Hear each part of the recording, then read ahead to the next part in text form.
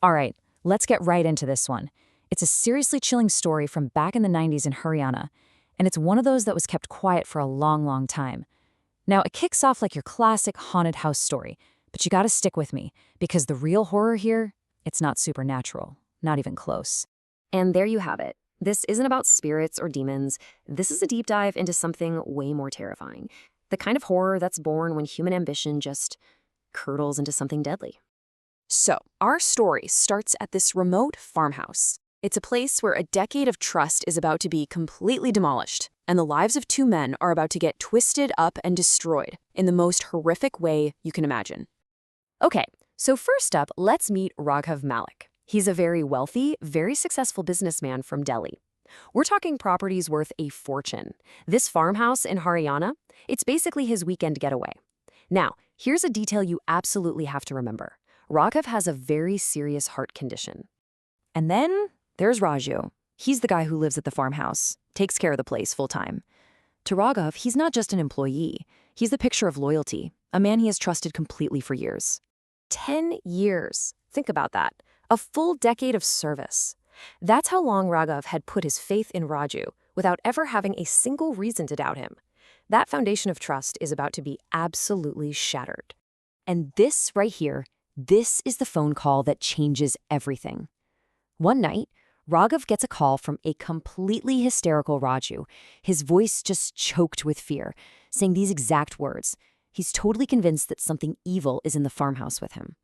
Now, Raghav, he's a logical guy, so he's pretty skeptical. But he is worried about Raju.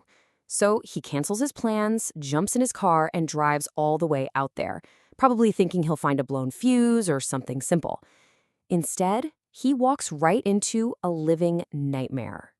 He finds Raju just cowering in a stable, who then unloads this whole terrifying story.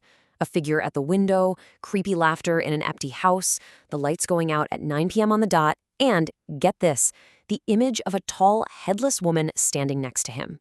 Raghav, of course, just thinks he's lost his mind and tells him to get a grip.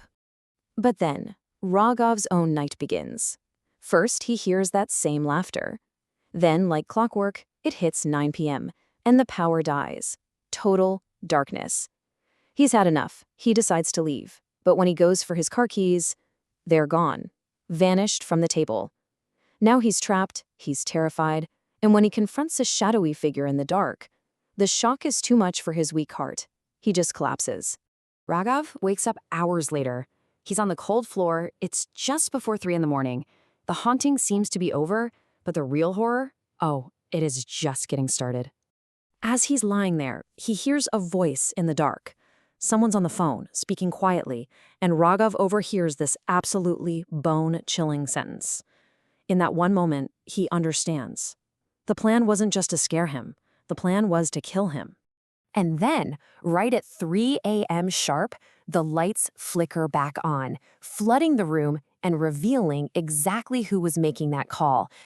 So who was it? This person on the phone, the figure that had terrorized him all night long?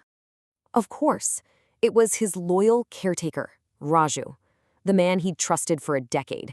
The man who was supposed to be hiding in fear was actually the one creating it. But Raju wasn't the mastermind. He was taking orders. So the real question is, who was the madam on the other end of that line?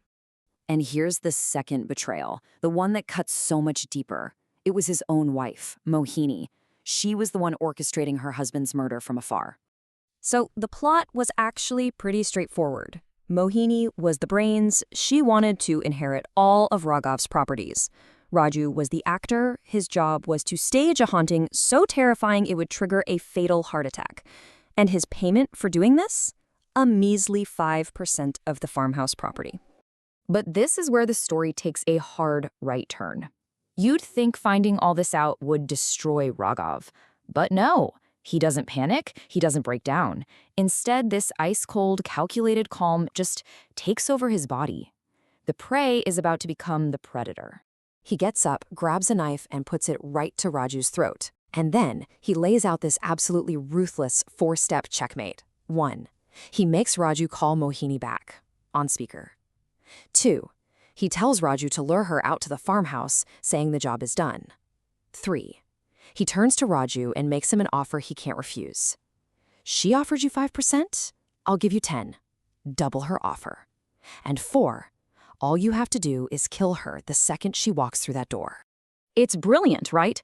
Raghav is using their own greed against them, turning them on each other. But the true, final, devastating layer of his plan, that was still to come. About an hour and a half later, Mohini shows up, probably gloating, ready to claim her new life.